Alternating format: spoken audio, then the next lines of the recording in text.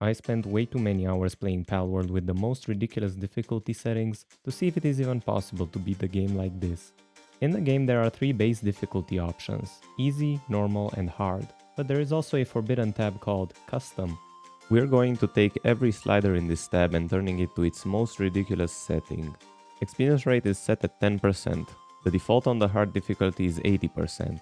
This means us and our Pokemon, I mean pals, will earn 10% of the experience you would normally gain, making it incredibly painful to level up. Damage taken and damage dealt are tweaked in such a way that essentially every attack from an enemy pal results in an instant death. Our only prevention for this will be the shield, which will allow us to die in 2 shots instead of 1. I should have expected that. No.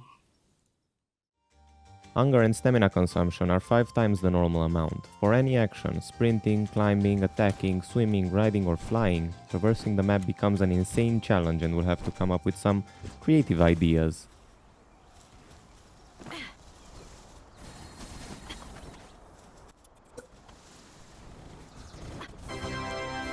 Since food consumption is 5 times as fast for both us and our pals, get used to seeing this on the screen a lot. Oh, did I mention food consumption applies to the pals in our base as well?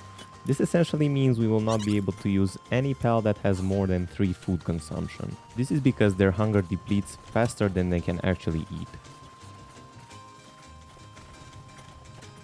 There are also a few more adjustments to the difficulty of our game, like the capture rate being half and the health regeneration rate of our player and our pals being almost non-existent.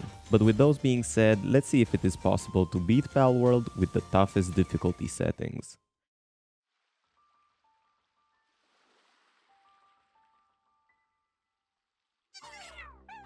Welcome to the first chapter of our journey. This condensed playthrough will show our progression in overcoming the difficult settings we've set for ourselves. Thank you for being here and let's begin. And right from the get-go we encounter the limitation of our stamina. Just take a look at how quickly it depletes whenever we run and it just immediately drains as soon as we perform a roll. We'll just have to deal with this tiny stamina bar for now, but later on we'll find ways to increase it by leveling up and finding alternate ways of moving. First things first though, right next to our spawn point is a fast travel point that we can unlock, and we will see how this becomes very important soon. Next to the fast travel point is the first NPC we will encounter in our adventure. This expedition survivor doesn't do much, but talking to him provides us with 10 pieces of wood, which we will leverage to build our first crafting bench and tools. As we walk back towards and past our spawn point, we will be picking up any resource we find on the ground, be it wood or stone or the shiny blue rocks called palladium. Not only does this give us access to these important resources, but each pickup also gives us 1 experience point. With the default difficulty settings, picking up items also gives us 1 experience, so you may be wondering why we aren't receiving 0.1 of that amount. Well, any amount of experience gained is effectively divided by 10, but then it is rounded up, since the game can't give you fractionary values of experience. This fact will be incredibly important for us in the early game, as the first few levels will be achieved by us picking up basic resources. We keep making our way down from the starting fortress, and along the way we pick up a few treasure chests which have a very useful array of drops, between gold coins, pal spheres and small pal souls. Pal spheres will be used soon to capture our first pals, and the rest of the items will come in handy later.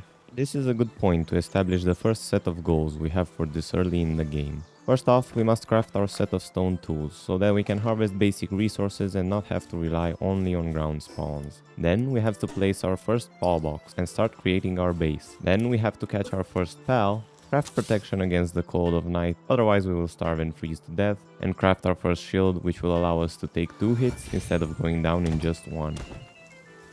In the background, we're already making progress on the first goal. We've placed down our starter workbench and are already crafting our first weapon, the wooden club. We can use this to break a few pieces of rock quicker than with our hands, and then craft the pickaxe.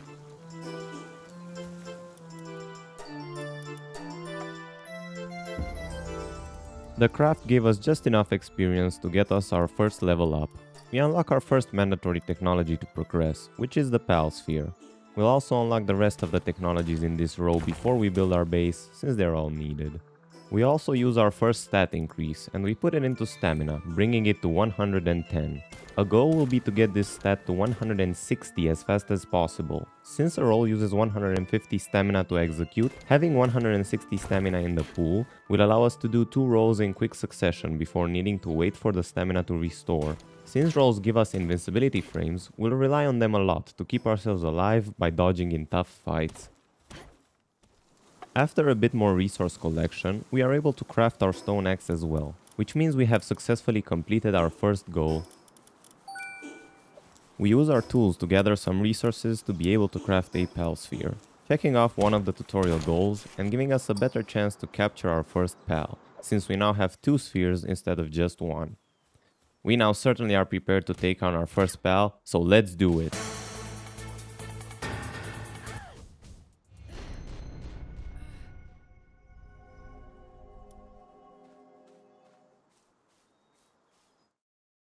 Well, that didn't quite work as expected. We're only doing 1 to 2 damage every hit, so taking down a pal is going to be tougher than we thought. Kativa is also one of the harder to defeat starter pals, so we'll try to avoid it and instead try fighting a chickpea or a lamb ball instead. Before we do that, however, here's the reason why the fast travel point at the spawn was important to get. We actually cannot climb back out of this plateau, since this drop down isn't climbable with the stamina we have. We could construct a ramp out of wood, but any building that is not near a pal box will decay very quickly, since that is also a difficulty setting that we have turned to a ridiculous level, to 10 times the normal amount. We make our way further down to the beach, and we choose the place for our base. The beach is flat, open space that doesn't have many objects for our worker pals to clip into, which makes it an ideal spot. It will also have an awesome advantage against enemy pal invasions, but we'll explain that once we encounter our first raid. Since the pal box acts as a fast travel point, we can now freely travel between our spawn location and our base. This also means we can mark our second goal off the list. After placing down our workbench, we see 2 low-level chickpeas roaming close to our base. Ideally, we'd fight only one at once, but chickpeas are incredibly easy to dodge, so we will seize this opportunity to try and catch our first pal.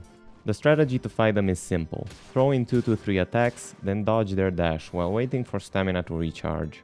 We only deal between 1 and 3 damage every hit, but we don't have an alternative, so it's time to buckle in for the grind. After a long but easy fight, we got the level 1 chickpea's health low enough to attempt a capture. We had only a 60% chance of success, but we had 2 attempts, so the chances of failing this twice was decently low. Thankfully, we managed to capture the chickpea, giving us our first team achievement and allowing us to cross yet another goal off our list. We run away from the second chickpea and we place our newly captured pal in the pal box to allow it to slowly heal over time. Remember, this rate is severely reduced due to our difficulty settings, but we can wait. Meanwhile, we construct the repair bench in our base, repair a few items, and collect a few more resources just before night falls. We also spot a lift monk effigy on the beach, which will be helpful later to increase our pal capture rate, so we pick it up. Then, as we run back to base, we find out the unfortunate consequence of not being clothed at nighttime.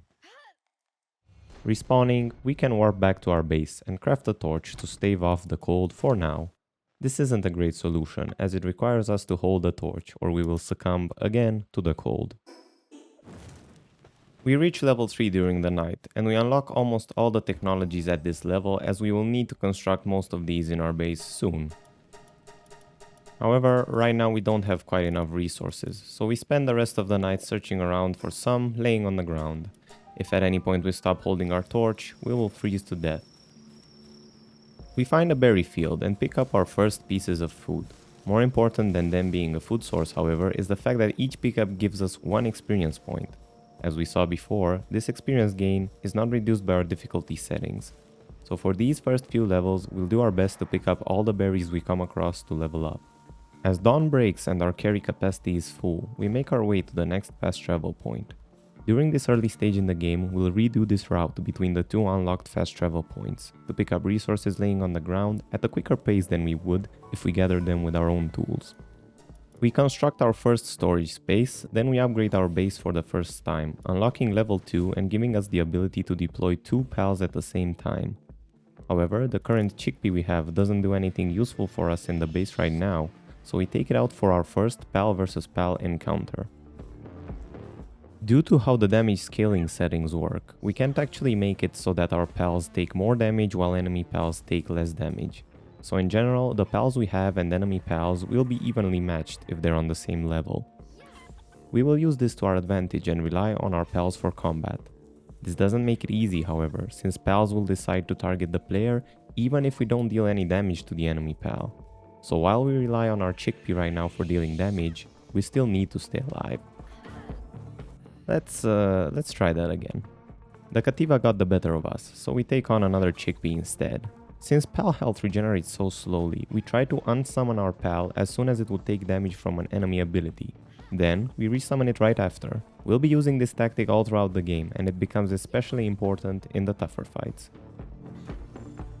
We use our last 2 spheres to capture the chickpea and earn our second pal.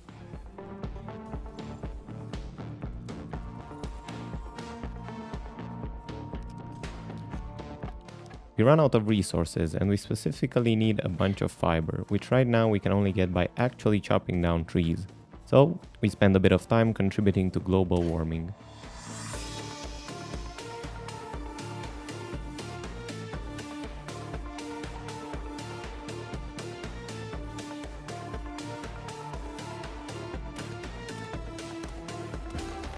We reach level 4, a very important level as it brings us some important upgrades that we'll soon craft. Before we can do that, however, we need a few more basic resources and a new resource which we can only get from a pal we haven't fought before, Lamball. If we are able to capture one of these pals, we will be able to use them to farm wool in our ranch. They are quite easy to take down, and we managed to capture a couple of them. We also take the time to try and capture a few more chickpeas. Every time you capture a pal, if it is one you haven't yet caught 10 times, you receive an EXP bonus that increases every time you capture a pal. The value the game mentions on the right side of the screen isn't actually the value we receive. We only receive 10% of that due to our difficulty settings. The early levels in Palworld require quite small amounts of EXP, but the scaling becomes brutal fast. So if we want to have any chance of leveling up at a decent pace, we will have to catch 10 of every single pal we come across, so that our EXP bonus scales to a point where it can keep up with the insane demand. We go back home and build a campfire to keep the cold away while we craft. For the first time, we use our newly captured pals to help us with building.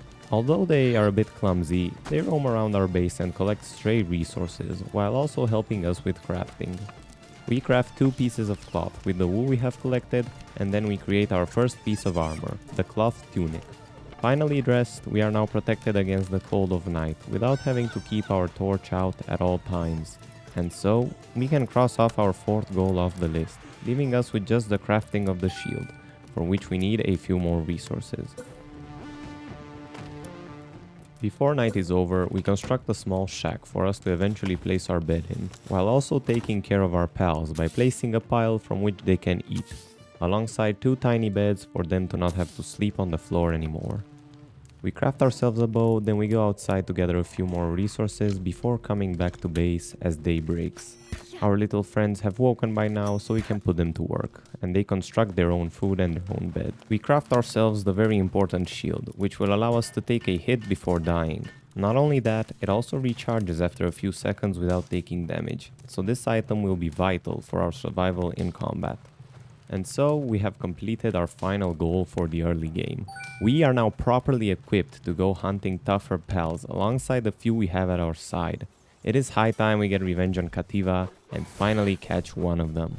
Against what before would have been certain death, we now have a chance of survival. And for the first time, the shield saves our life.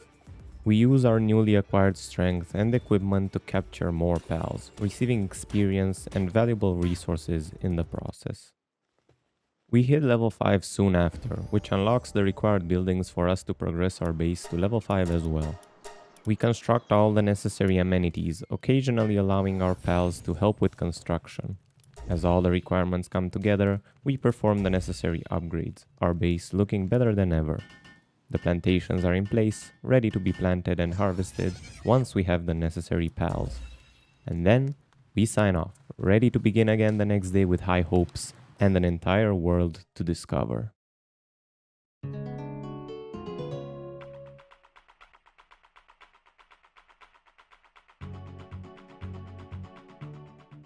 Our journey continues with us assembling our pal team with the highest leveled pals we currently possess. They are far from strong, and it will be essential to rotate between which pals we use since their health will regenerate very slowly. Thankfully, their hunger only depletes when they are summoned, so we can keep damaged pals in our team and they will heal without needing to be fed. In this stage of our journey, we now have a new set of goals, all designed to lead us towards growing faster and stronger, in preparation for taking on some true challenges, the bosses found in dungeons and in the open world. Our first goal will be to set up a self-sustaining berry plantation so that we can have pals roaming in our base, stockpiling food for us to use in the field. Then, we'll want to capture our first lucky pal, also known as a shiny, to bolster our pal ranks. We'll need to find a settlement which will allow us to trade for important resources and sell off our excess materials. Traveling with the current stamina limitation is very slow, so we'll have to settle a mount so that we can traverse the map much quicker. To unlock stronger gear, we'll need to build a furnace and unlock metal, allowing us to craft metal tools and equipment. Right as we reach level 6 and capture the 10th chickpea, our first raid happens. Remember when I said that this base location will have an awesome advantage against enemy pal invasions, but that I will explain once we encounter our first raid? It will also have an awesome advantage against enemy pal invasions, but we'll explain that once we encounter our first raid. Well, this base has an awesome advantage against enemy pal invasions. That is, they cannot actually get to us. That spot where we couldn't climb back up is actually not paddable for enemy pals, since they can drop down. Since all raids towards our base spawn close to our actual spawn location, they'll always get stuck, and we never have to defend those. I like to say I planned this out from the beginning, and I will. I definitely planned this from the beginning and didn't just realize this when the first raid happened. After the raid gets bored and leaves, we can get back to progressing on our goals. We build ourselves the ranch, which allows some pals to occasionally drop certain items. For example, Lamball can drop wool, which we need a decent amount of to be able to repair our clothing. Chickpea sometimes drops an egg. However, it isn't worth it to leave chickpeas to ranch, since with our settings they eat much more food than they produce. So we still need a berry plantation to be able to stock up on food. We go back to the open world and continue fighting and capturing pals. For our plantation, we need a gumos, which can plant, and a pengulet, which can water the crops. Harvesting can already be done by Kativa, so we have that part covered. These pals are certainly tougher to fight, since they have projectile attacks instead of just contact-based attacks. We encounter our first gumos and we begin a fight, which quickly turns into an all-out brawl. Oh, this is turning into a bloodbath. Oh no, what's going on? Come on, Pokemon.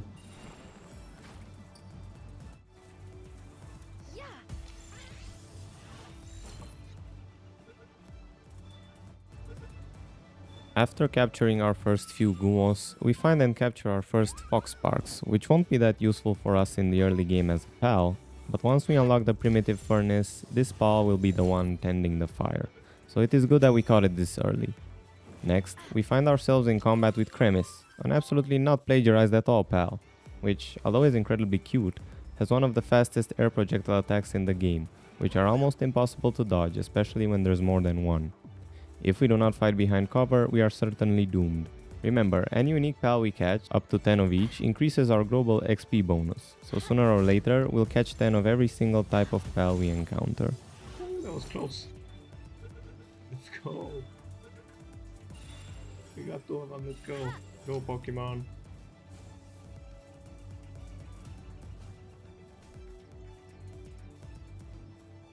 You can do it, come on.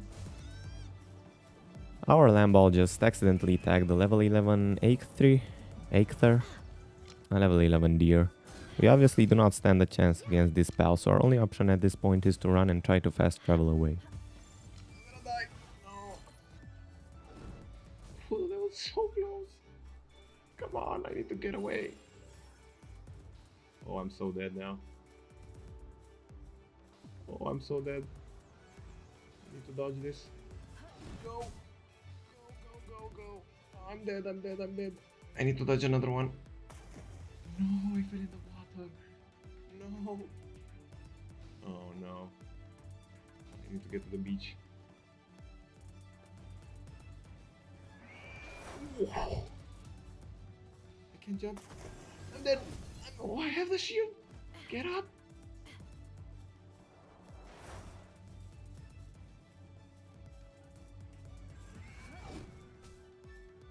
Oh no, that's so far away. Dodge, dodge. Come on. One more. Oh, I'm out. Get me out. Yes! No way, I got out. And look how much wool these pals made me. I'll take everything, thank you. I think that's enough wool for quite a while. So close.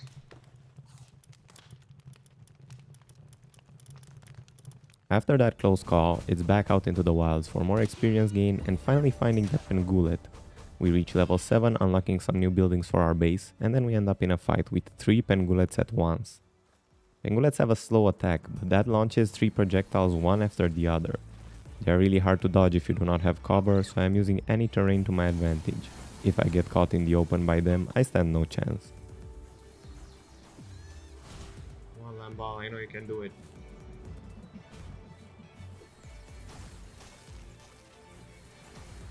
Oh, he's getting freezed over and over. This is terrible.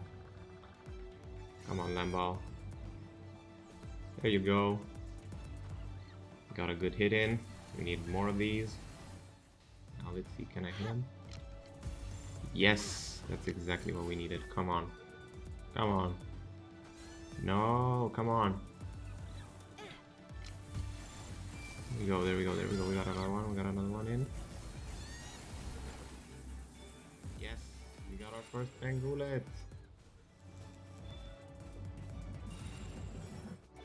And with that, we have every required pal for our plantation. We return back to base where we sort all our resources and we start trying to make the plantation work. At this point, I was not sure if the pals could create food faster than they eat it, so the only thing we could do was try it out. So we're going to get another berry plantation and place it right over here.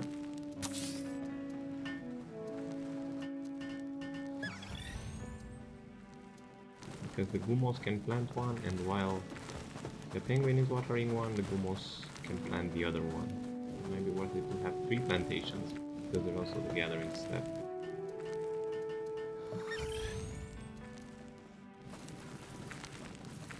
I don't think there's ever a way where the penguins in our base can sustain themselves. No, this is the 3rd time in here. Just have to eat constantly. You see, at this point I was under the impression that the plantation cycle only gives 5 berries. Since the base Pengullet eats about 3 times per watering cycle, I figured there's no way this plantation could sustain itself. However, I discovered something was off about my maths. This only gives... Oh, it gives 10! Oh, that changes things. So there's 4 cycles. There's planting, watering, growth, and harvest. That means these 3 Pokemon can do 3 of them at once. I'll try it. I'll try to keep it as close as possible to the eating place, because they have to eat constantly. Oh, the penguin can carry things. Alright then, let's try it with just these 3. So this plants, this waters, this gathers, and then these 2 can carry the things. Let's see if they can keep up 100 red berries. If they can, and they might actually be able to, then we will be profiting in berries. Alright, it may just be possible actually. You're an artisan, you have work speed plus 50%. Oh, if we can get 50% work speed on everybody, that would be insane. Even though I didn't quite realize it at the time, the 3 gardening pals were indeed generating enough berries to sustain themselves. Later, we'll increase the number of watering and gathering pals, and find pals with better work speed, which will allow us to slowly stockpile berries at base, which we will grab and eat while we're out in the open world. This means that we can consider our first goal for this section a success. We have a renewable food source. While gathering up some extra resources, we hear a slight tingle in our ears, and we wonder what could it be.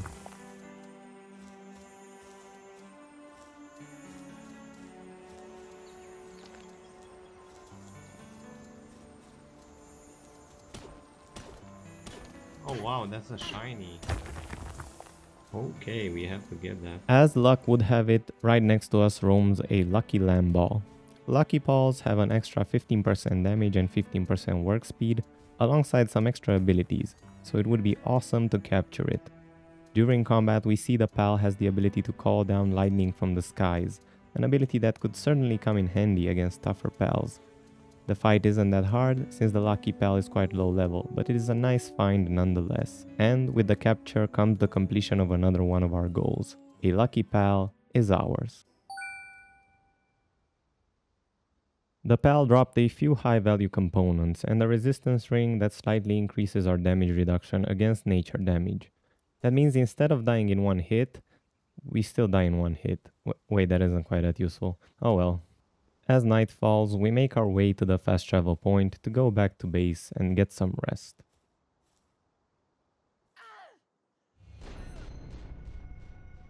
After forgetting how gravity works, we pick up our things and attempt to fight using our Lucky Pal to see how efficient it is. The Thunder Strike ability is quite efficient when it hits.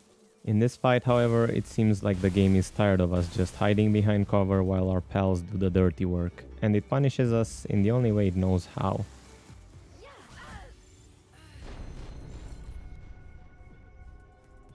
We return to base and construct a stone pit.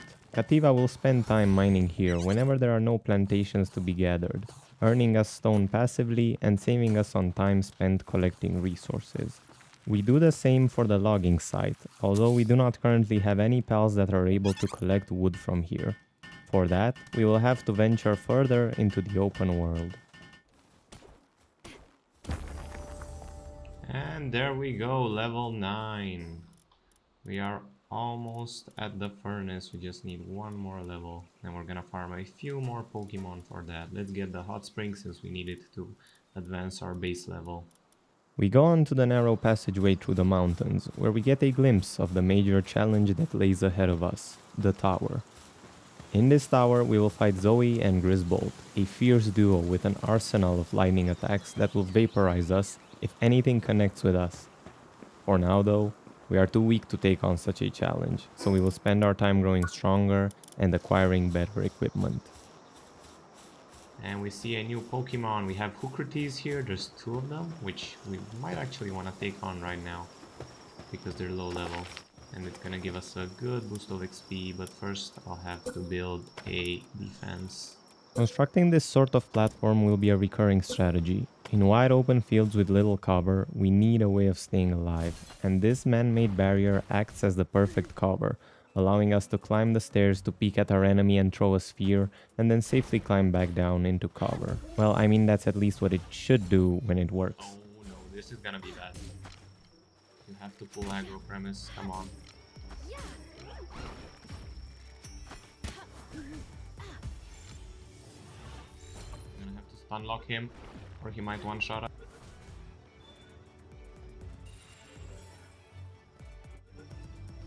Let's go, that's great.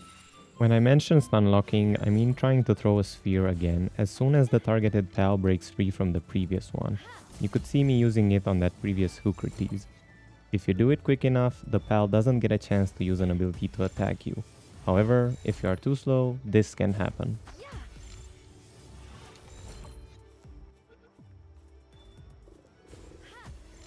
No, he got us! No, the instant shot! We got absolutely demolished. Well, time to go back. But first let's sleep to get rid of the cold. Every death is followed by a run of shame back to where we died. Such is the life in Palworld, especially when you forget to grab the new fast travel point that is so much closer. Moving on, we take a detour where we capture our first defant.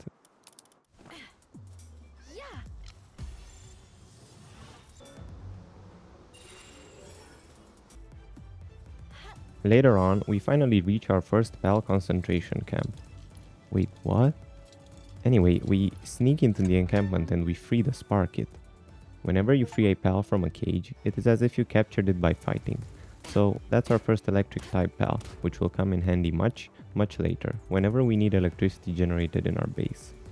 At this point I slightly tweaked the damage sliders because I realized my weapon was doing way too much damage against humanoid enemies and almost nothing against PAL enemies.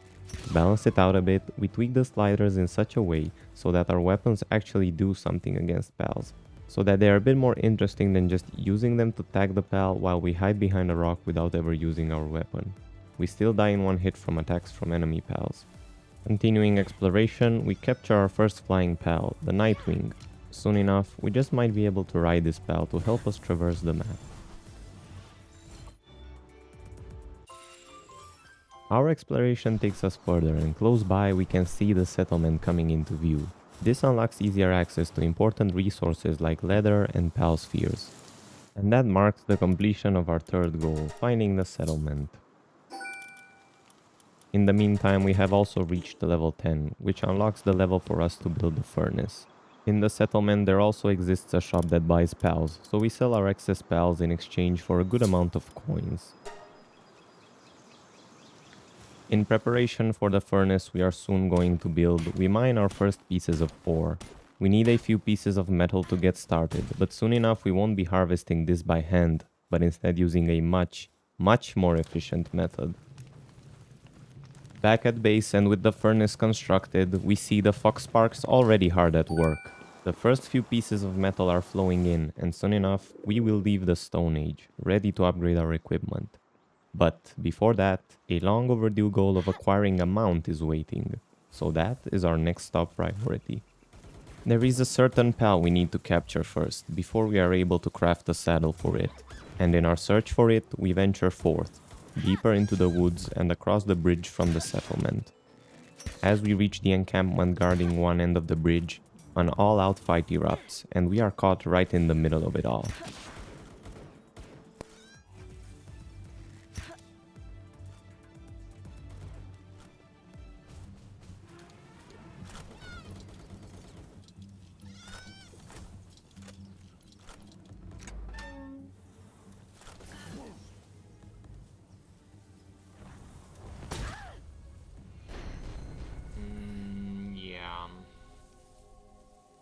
After being outclassed by the pissed off mammoth, we make our way back and finally find the PAL we are looking for, the Dire Howl.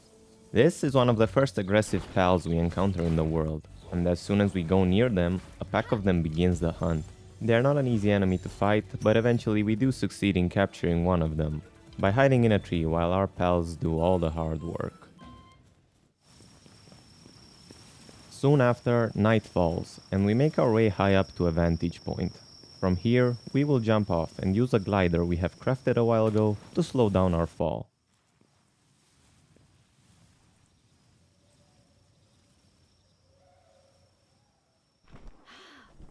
Except that I forgot our stamina depletes too quickly to deploy the parachute twice. No matter, we shall consider that as a way to fast travel to our base from anywhere. This gives us the opportunity to check on the dire howls we have just captured. Oh my god, that's actually insane. The very first dire howl we captured got the Swift trait, which increases its movement speed by 30%.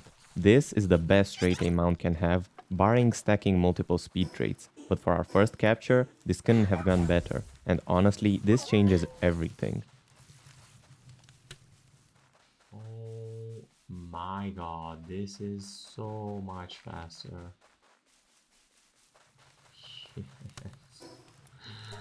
Yes, this is so good. We can actually retrieve our body so much easier now. Yes. Every single time we lose our items, we can now grab a dire howl from base and ride it back to where we died, speeding up our retrieval exponentially. Not only that, but just exploring the open world has become infinitely faster now. We have the speed, and the only thing remaining for us to improve on is our equipment. For that, we will need a lot of metal, and for getting a lot of metal, we have a trick up our sleeve. First off, we need to capture a rush ore. This bulky boy is going to be the ticket to our very own industrial revolution. With our newly found friend that is so eager to help us, we return to base. Luckily, from our previous expeditions, we have just enough metal to be able to craft the metal pickaxe and metal axe, which we do right away. However, for the upgrades we want to get next, this metal we have is not sufficient. Besides our tools, we craft ourselves the rush ore saddle. The rush ore is a much slower mount than the dire howl, so we're not going to be using it for traveling. However, the rush ore has a special ability that we will leverage to its maximum potential.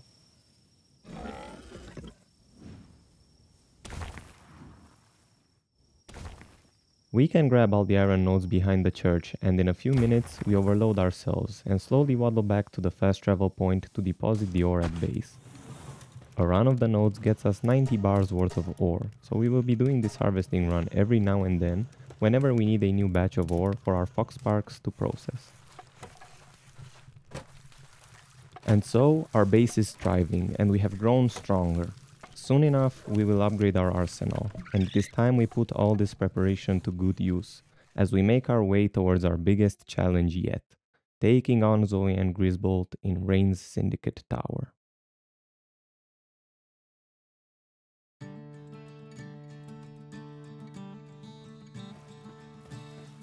We are on our final steps before taking on our biggest challenge yet, Zoe and Grisbolt. However, before getting there we have a few things to take care of. First off, there's this dungeon right next to our base that we haven't completed yet. We shall venture here to gain valuable resources and experience as we wait for our pals at home to process the ore we gathered recently. Upon reaching level 14, we shall upgrade our weapon by crafting the crossbow, which will output much more damage than our current 3-shot bow. Then, we'll take on an open world boss to unlock our first ancient technology point. We need this to unlock and craft the feed bag, which we can place our berries in and our character and pals will automatically eat out of. This will greatly help during the final boss fight, as we will be able to focus much more on dealing damage and dodging attacks. Dungeons have a very high concentration of rare resources like palladium, coal and sulfur, alongside some new pals that we haven't yet caught, which we waste no time getting to boost our experience gain. We gather and fight our way through the cave until we reach the branching path that leads to the boss. Our trusty dire howl allows us to explore the corridors very quickly. And as we approach the final room, we see that the boss is a beefed up lamball. It is no easy fight, as we have to rotate through a few of our pals that are running out of health, and we make sure to dodge any attacks aimed at us.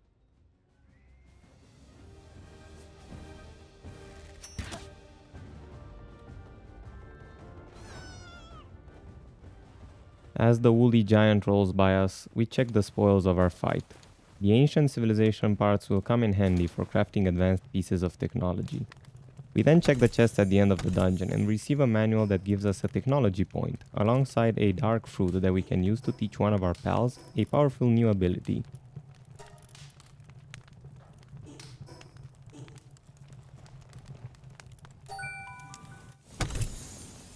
We waste no time continuing our power growth by visiting the Statue of Power.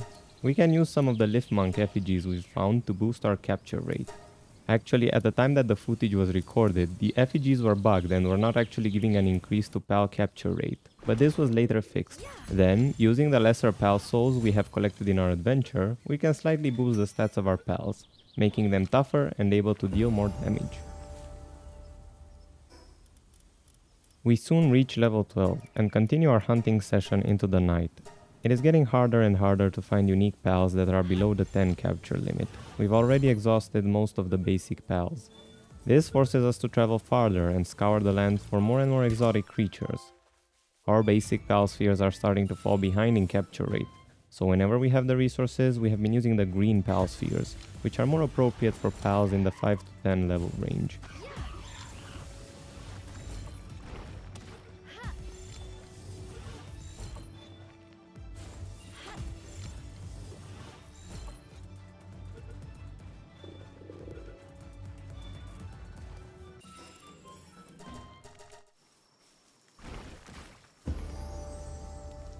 Level 13 follows, and we take on pals at a quicker rate.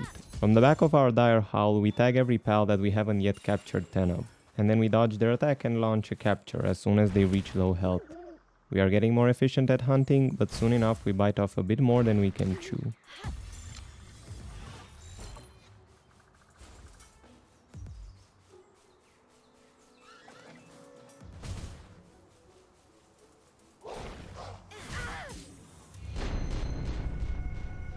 Back at base, we finally unlock the weapons we've been waiting for, the metal spear and the crossbow.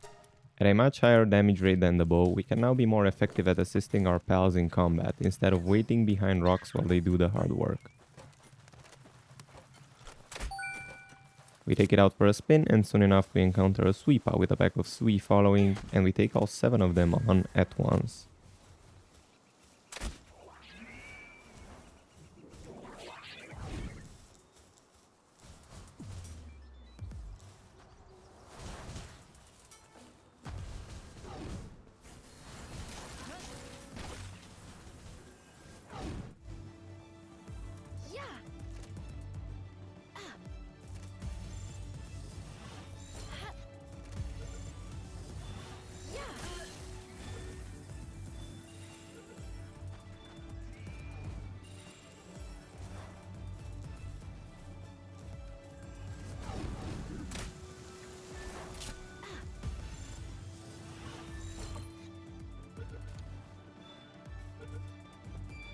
After that encounter and a few new captures, we feel confident enough to take on Chillet, the first open world boss we encounter in our way.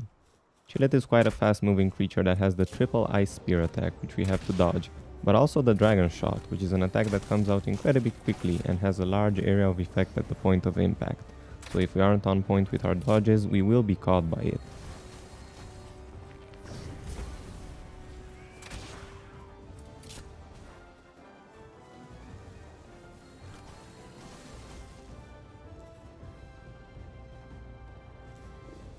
It was at this moment that he knew. He f***ed up.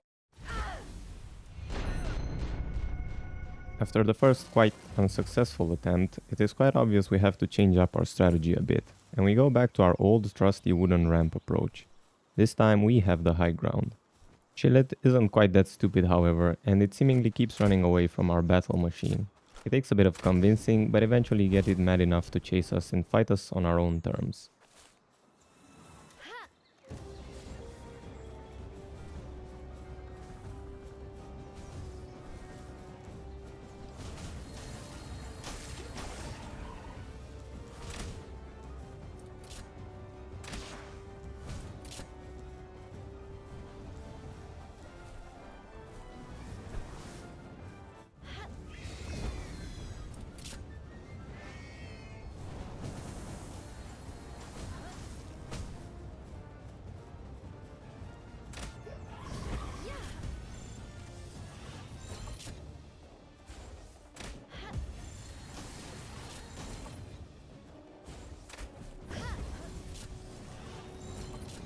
The Chillet put up a good fight and was resistant to being captured, almost taking us down at the last second. However, we managed the capture in the end, earning us our first ancient technology point, which we used straight away to unlock the ability to craft the feed bag.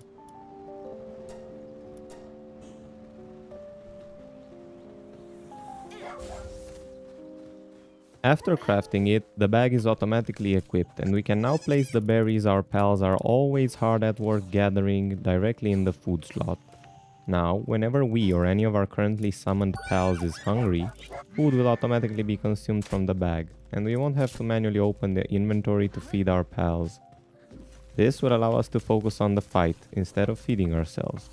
While we are at base, we also craft the pelt armor, a significant upgrade to our current armor, which will come in handy during our final fight. Checking our pal journal, we see just how little pals there are available for us to catch for increasing the EXP bonus. We hunt down some of the remaining stragglers to increase our level just a little bit more before taking on Zoe.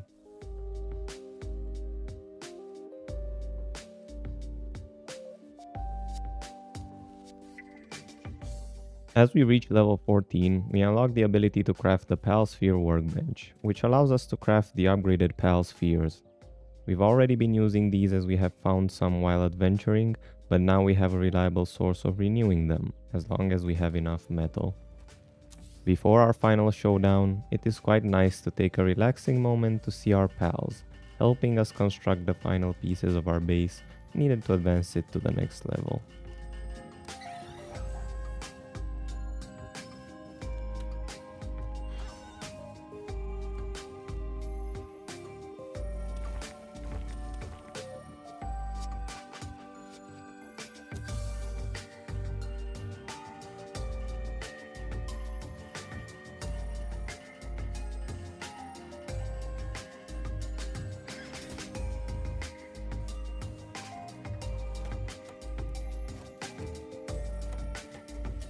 Alongside our dire howl, the Eikthyr will become our secondary mount, and we craft the saddle for it.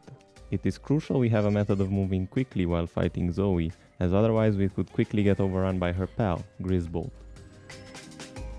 Our final team composition is made out of Cremis, Nightwing, our OG Lamball, Eikthyr and our MVP Dire Howl.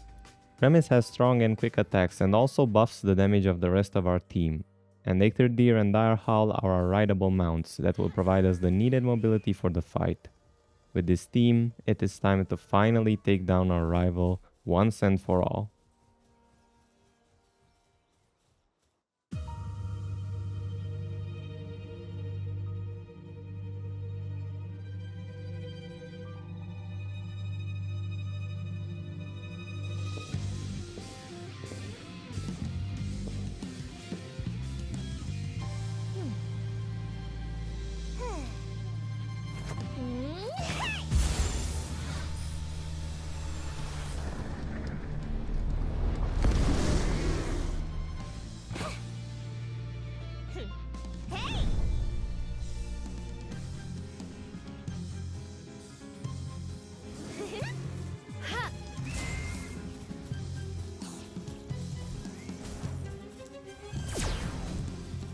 We begin the fight and send out our pal while we run for the pillars. There are pillars on either side of the arena that we have to use to our advantage to dodge the damaging attacks. Meanwhile, as soon as one of our pals is targeted by a high damaging attack, we have to make sure to unsummon it to preserve health, otherwise they will be slowly whittled down. Between dodging and making sure our pals stay healthy, we do our best to shoot our crossbow as often as we can, to contribute more DPS to even stand a chance to bring down the large health pool of the boss.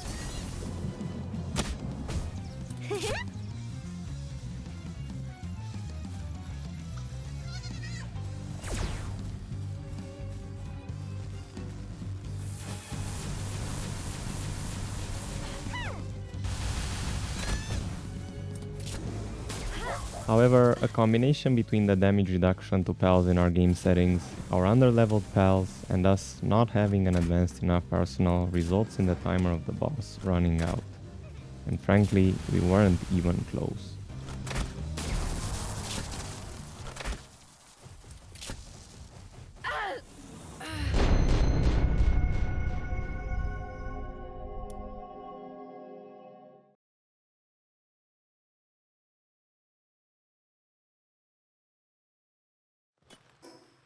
After that decisive defeat, it is clear that our current power level is not enough. Our weapons are weak and our pals are severely underprepared. A different approach is needed, and for that we will have to grind. To even stand a chance against the boss, we need to upgrade our arsenal. We set our target for the musket, a single-shot, hard-hitting weapon that uses coarse ammo to fire. We've already gathered a bit of ammo during our adventures, and we will be able to craft more using sulfur, which we can find in dungeons. However, the musket on its own will never be enough to take down Zoe. We've seen during the fight just how little damage our pals were doing. For the rematch, we will assemble a team of tougher, quicker and more damaging pals, alongside upgrading them with pal souls and teaching them more powerful abilities. With tougher pals and a better arsenal, we just might stand a chance in the fight. We may have lost now, but soon enough we'll be back, ready to challenge Zoe yet again. Let the grind begin.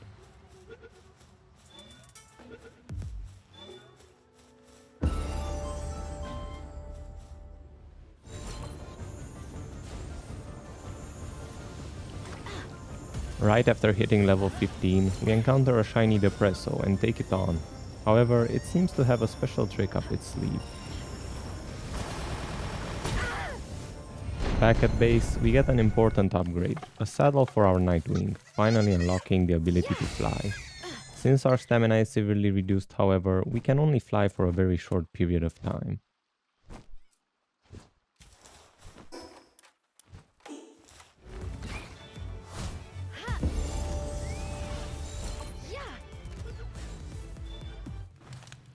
Alright, we need to level up a bit more, and hopefully we'll make it to the musket soon. But yeah, that's quite a way away.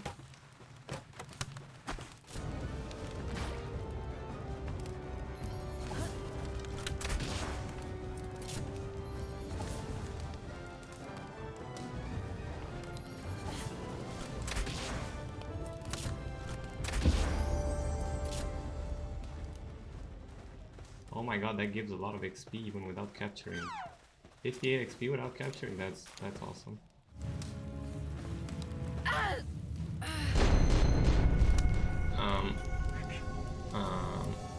Yeah, about that.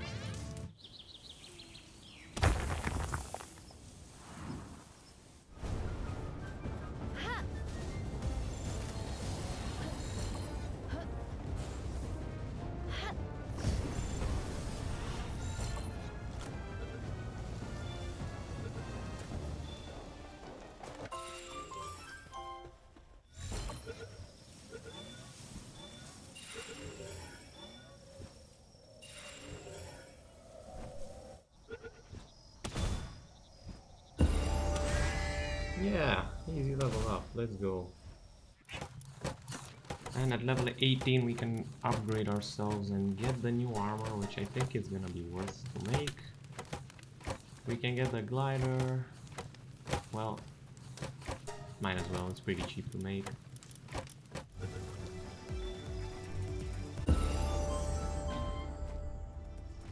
And level 19. Time to upgrade, and honestly, I think we all know what I'm going to upgrade, and it has to be stamina. It always has to be stamina.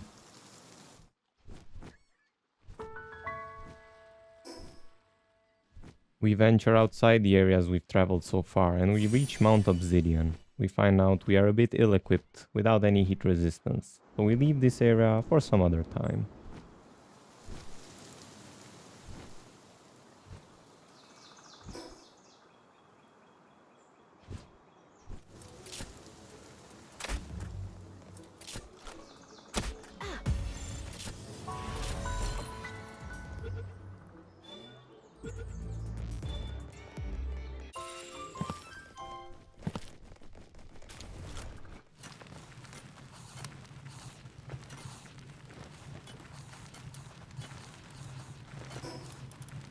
Oh, this armor is very good. 58, 182, and it also is going to take flame organs to repair, which we have a lot more of. Oh, we still need 4. Okay. 1, 2, 3. 4. 5. Yay! You know it. I know it. Stamina time. And we can learn the weapon workbench, the Gigasphere, and the flame cauldron. Oh wow, this is gonna make us cook faster. Awesome.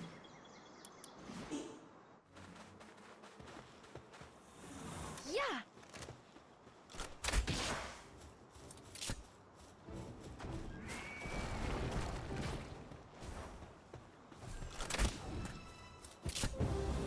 Good dodge.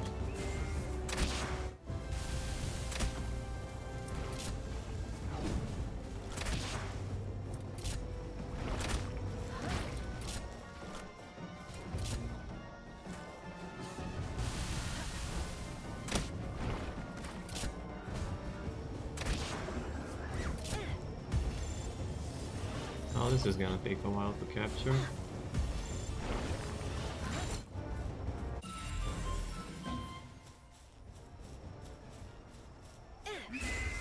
We can get here. I think we need to venture into the dangerous territory. Oh, there's also the level 17 boss here. And the level 15, which we didn't do. Okay, we definitely want to do the bosses first. Going for panking was a mistake, and turned out to be one of the most painful experiences of this adventure. You see, panking is the Pangolid boss and has 3 adds. All of them shoot very quickly, and all of them launch 3 projectiles on attack. Combined with there not being much cover in the arena, this was a recipe for disaster. Oh my god, there was no way.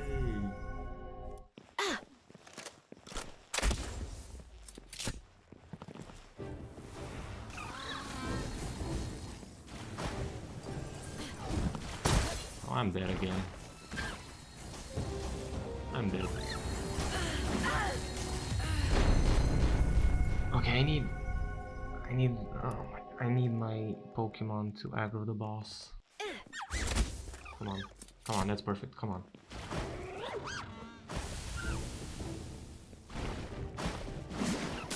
Okay, he missed.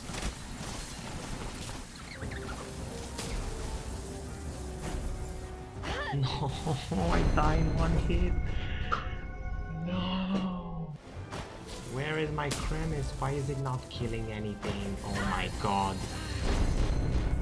Why is my Kremis not killing anything?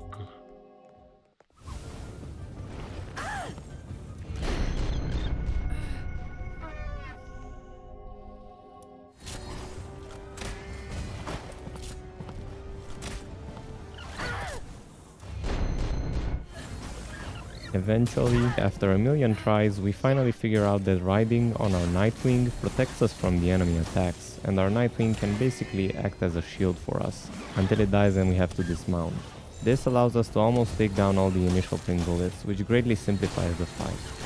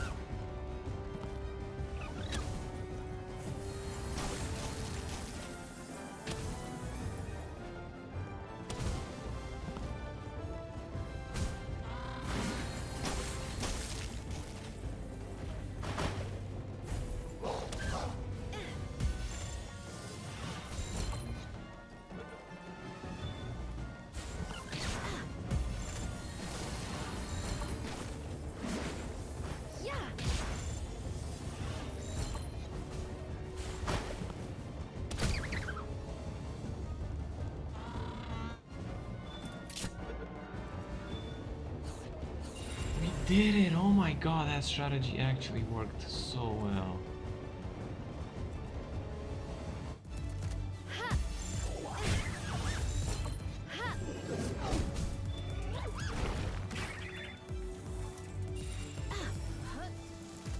With that boss fight finally done, we continue roaming the open world to capture pals, and we finally reach level 21. Back at base, we unlock all the new technologies, and we spend a bit of time just preparing for the final fight yet again. We collect the needed resources and we craft ourselves the Vanworm saddle, which is a flying mount just like our Nightwing, but with a bit higher level and more damaging abilities.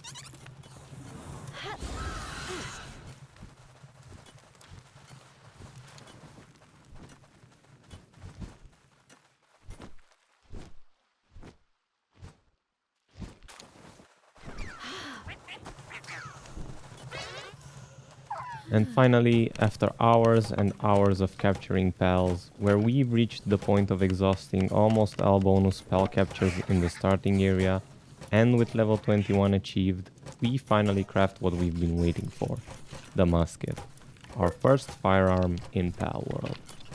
With it dealing 4 times the damage of the crossbow, we feel more ready than ever for the fight that is about to come.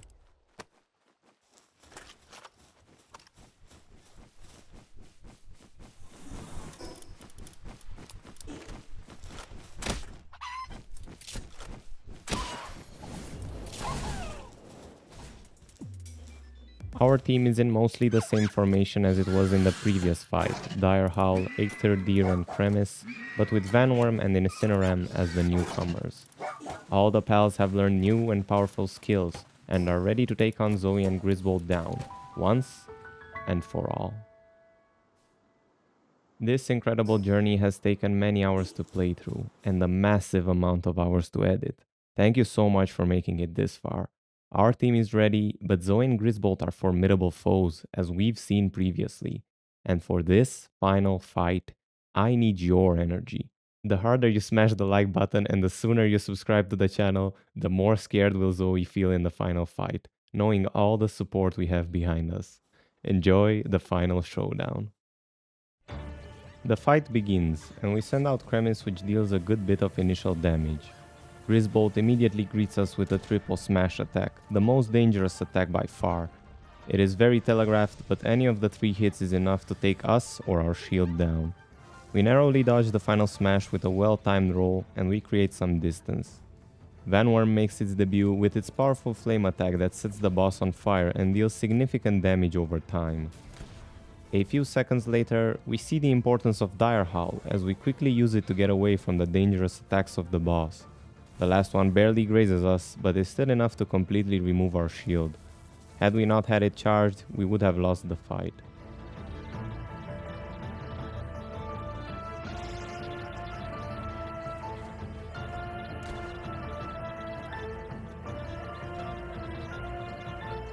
Throughout the entire fight, we rotate through our pals, allowing them to use their strong abilities and avoiding as much damage on them as possible. When the boss is not focused on us, we take the time to reload our musket and fire, over and over again, targeting the eyes of the boss for extra damage. The 10-minute limit is very significant, as it is a DPS race as well. At just a bit over 7 minutes, we are not doing quite enough damage to bring the boss down in time, so it is time we pick up the pace.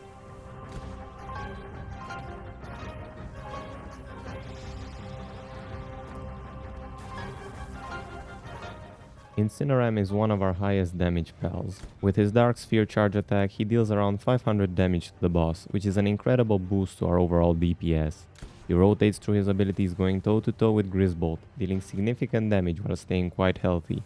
We rotate every ability we can, and we shoot our musket as soon as it reloads to make sure we deal enough damage.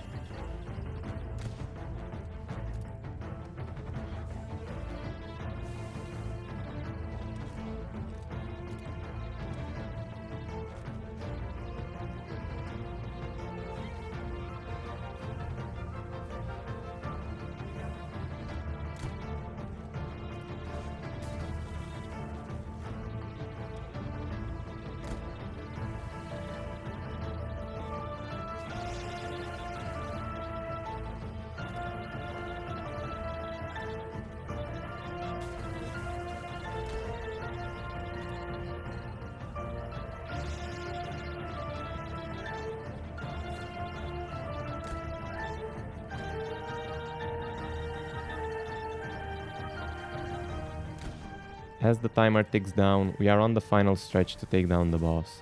But we make a terrible mistake, and we are right next to the boss as he charges his triple smash attack, and he hits us with the first one. Our only chance to survive now is to dodge roll both remaining attacks, one after the other.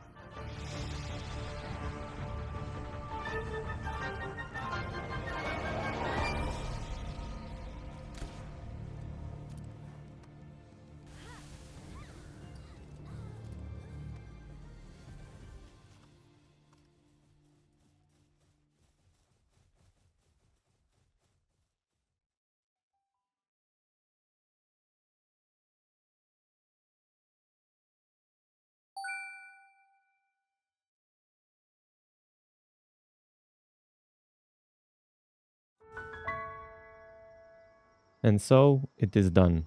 The Syndicate Tower is ours, and we've triumphed in the hardest of circumstances. It's been a tough journey, and for now, it ends here.